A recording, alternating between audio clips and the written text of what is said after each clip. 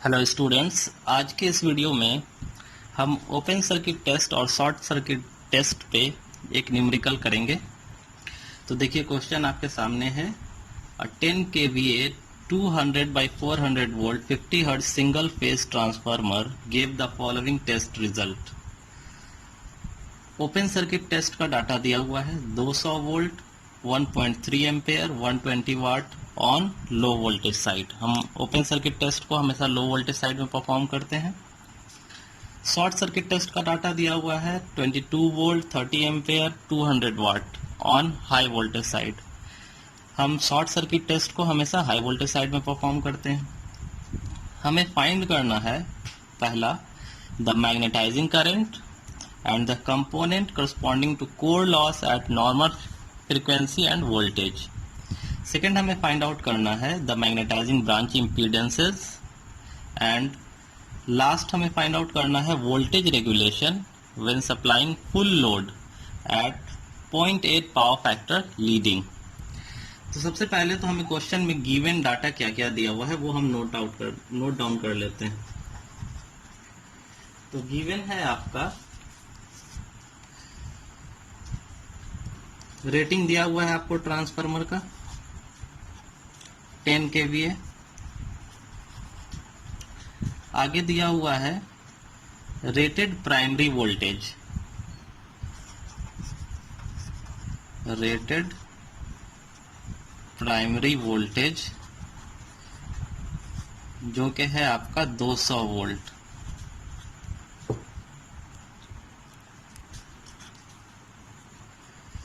Rated secondary voltage दिया हुआ है आपका 400 वोल्ट। फ्रीक्वेंसी दी हुई है आपको 50 हर्ट्ज। ओपन सर्किट टेस्ट का डाटा दिया हुआ है तो ओसी टेस्ट में ये दिया हुआ है आपको लो वोल्टेज साइड, यानी कि ये है V1 जो कि है 200 वोल्ट। ओपन सर्किट टेस्ट में हम करंट को कैसे डिनोट करते हैं I नॉट से, नो लोड। ये है आपका 1.3 एम्पेयर। ओपन सर्किट टेस्ट का आपको पावर दिया हुआ है नो लोड पावर, तो W नॉट से इसे हम डिनोट करते हैं। ये दिया हुआ है 120 वाट।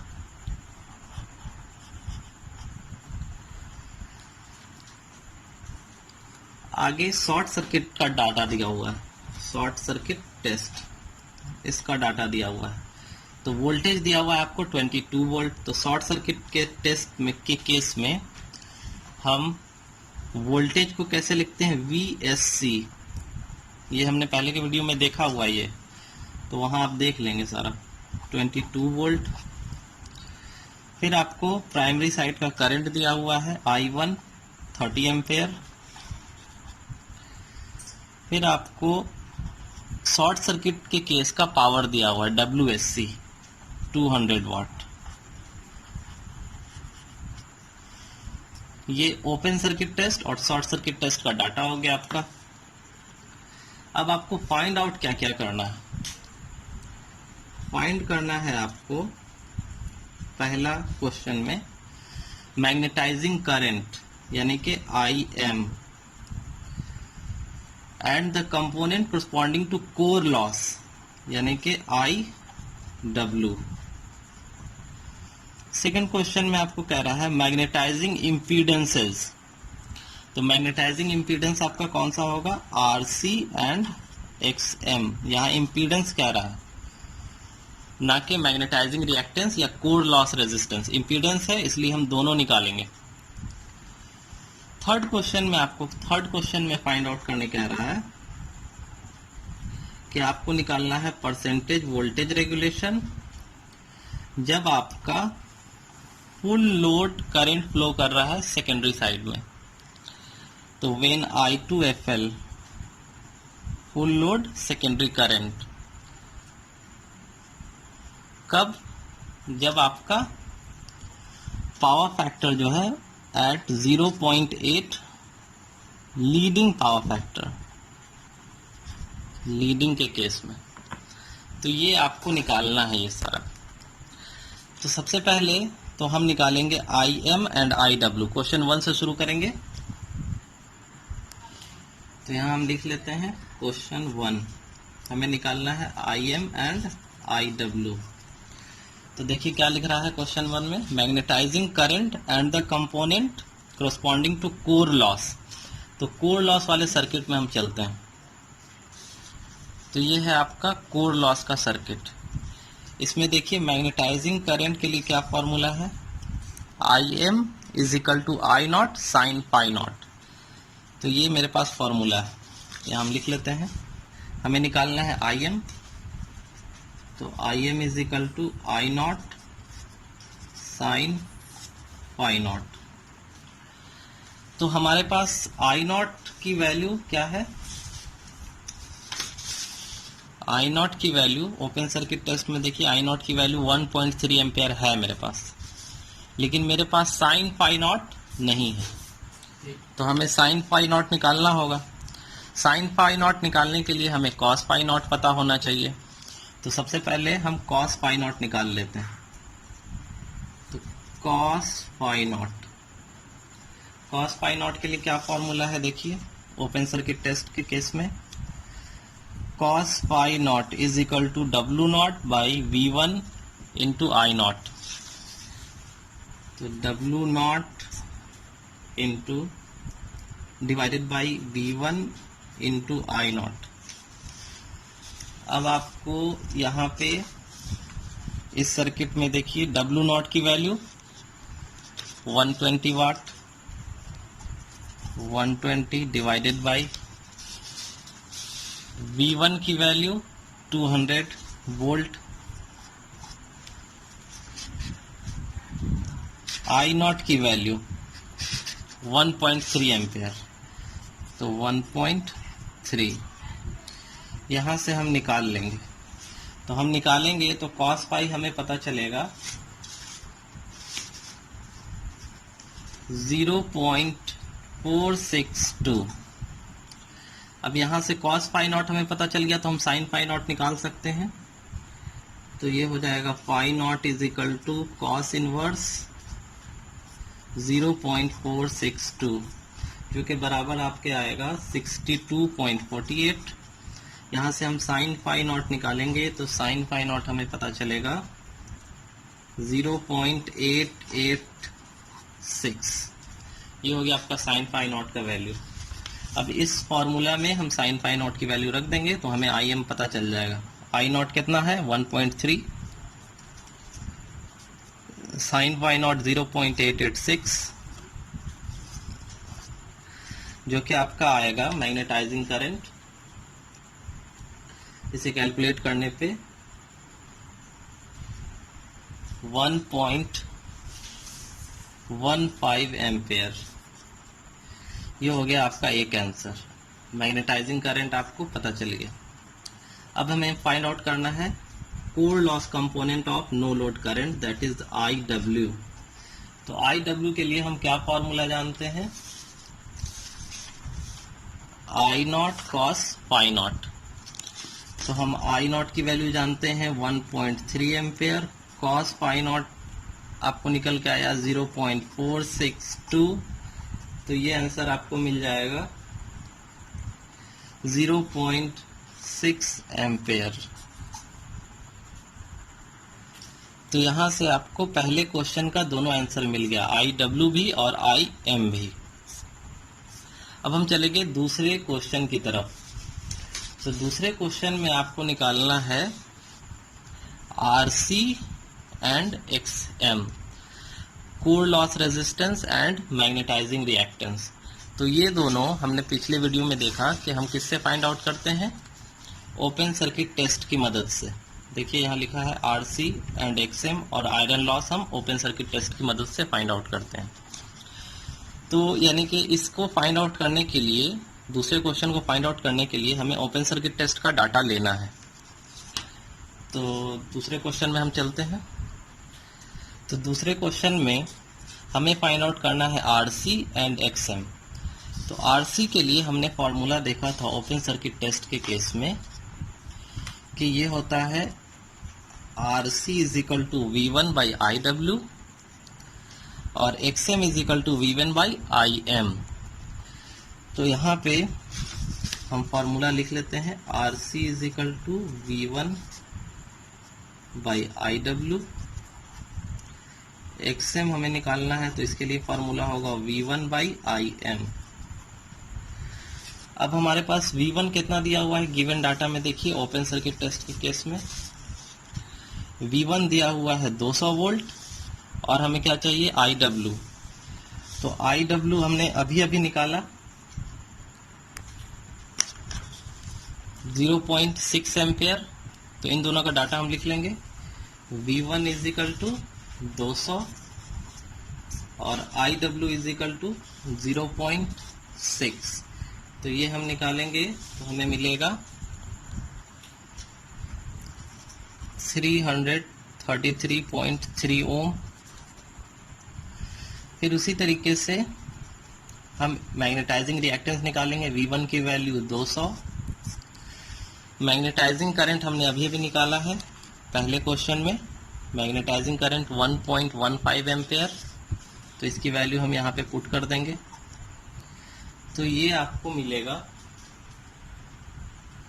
174 ओम। तो RC आपको पता चल गया, सेकेंड क्वेश्चन भी सॉल्व। अब हमें निकालना है थर्ड क्वेश्चन। थर्ड क्वेश्चन में हमें निकालना क्या है, voltage regulation, percentage voltage regulation when I2 FL at 0.8 leading power factor. तो हम लीडिंग पावर फैक्टर के लिए क्या फॉर्मूला जानते हैं, percentage voltage regulation is equal to I2, आपका फुल लोड करंट पूछ रहा है तो I2 FL into RE2 cos phi minus, leading के लिए माइनस होता है, XE2 sin phi divided by rated voltage into 100 percentage voltage regulation के लिए। ये हम फॉर्मूला जानते हैं। तो हमें यहाँ पे चाहिए परसेंटेज वोल्टेज रेगुलेशन निकालने के लिए I2 FL। तो क्या हमारे पास गिवन डाटा में I2 FL दिया हुआ है, देखिए यहाँ पे गिवन डाटा है। तो I2 FL आपके पास नहीं है, हालांकि यहाँ पे KVA रेटिंग दिया हुआ है तो यहाँ से हम I2 FL यानी कि फुल लोड करंट निकाल सकते हैं। तो चलो हम पहले I2 FL निकाल लेते हैं। तो I2 बराबर होगा KVA रेटिंग के, तो KVA रेटिंग VA रेटिंग। तो हमें चाहिए I2 FL यानी कि I2 फुल लोड करंट, ये हो जाएगा KVA रेटिंग आपको दिया हुआ है 10 KVA है तो 10 टू द पावर 3। यहाँ से V2 को नीचे ले आएंगे तो ये V2 की वैल्यू है 400।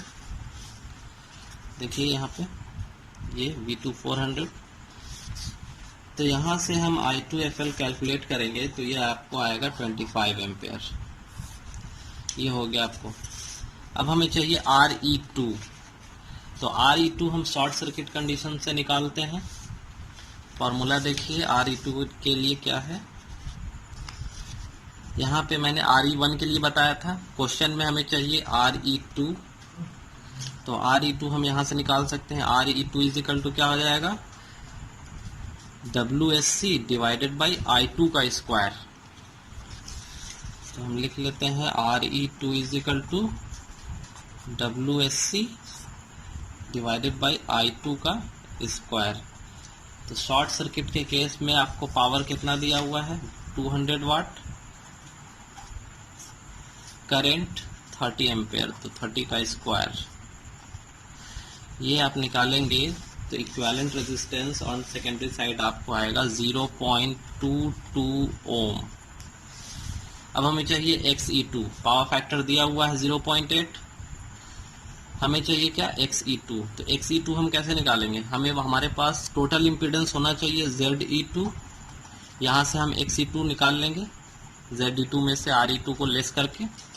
तो ZE2 के लिए हमने फॉर्मूला देखा शॉर्ट सर्किट के केस में, ये देखिए ZE1 दिया हुआ है, तो ZE2 के लिए हम क्या करेंगे, short circuit voltage divided by secondary current. तो शॉर्ट सर्किट वोल्टेज क्वेश्चन में गिवन डाटा में दिया हुआ है 22, पहले फॉर्मूला लिख लेते हैं। तो VSC divided by secondary current, VSC यानी कि शॉर्ट सर्किट वोल्टेज है 22 वोल्ट, सेकेंडरी करंट है 30 एम्पेयर। तो यहाँ पे से आपको equivalent impedance of secondary side आ जाएगा 0.733 ओम। फिर आप यहाँ से अब आप निकाल सकते हैं XE2। तो XE2 इज इक्वल टू क्या हो जाएगा, अंडर रूट ZE2 का स्क्वायर माइनस RE2 का स्क्वायर। इसे आप निकालेंगे तो ZE2 है 0.733 का स्क्वायर माइनस RE2 है 0.22 का स्क्वायर। तो इसे आप जब फाइंड आउट करेंगे तो इक्विवेलेंट रिएक्टेंस आपका आएगा 0.698 ओम। ये आ गया आपका इक्विवेलेंट रिएक्टेंस। साइन फाई आप निकाल सकते हैं, कॉस फाई दिया हुआ है तो ये हो जाएगा 0.6। सेकेंडरी वोल्टेज आपके पास दिया हुआ है V2 जो कि है 400 वोल्ट। तो इस सारे डाटा को हम पुट कर देंगे इस फॉर्मूला में और वोल्टेज रेगुलेशन निकालेंगे। तो सारे डाटा को हम पुट करते हैं। I2FL की वैल्यू आपका आई है 25 एम्पेयर, तो 25 इंटू RE2 की वैल्यू आपको मिली है 0.222 into power factor. Power factor कितना दिया हुआ है 0.8, तो इसे हम लिख लेंगे 0.8 माइनस XE2 आपको निकल के आया 0.698 into sine phi. Power factor 0.8 है तो साइन फाई हो जाएगा 0.6 डिवाइडेड बाई V2 की वैल्यू 400 इंटू 100। इसे आप कैलकुलेट करेंगे तो परसेंटेज वोल्टेज रेगुलेशन आएगा -1.5%। ये हो जाएगा आपका आंसर। तो इस तरीके से हम इस तरीके के क्वेश्चन को सॉल्व करेंगे।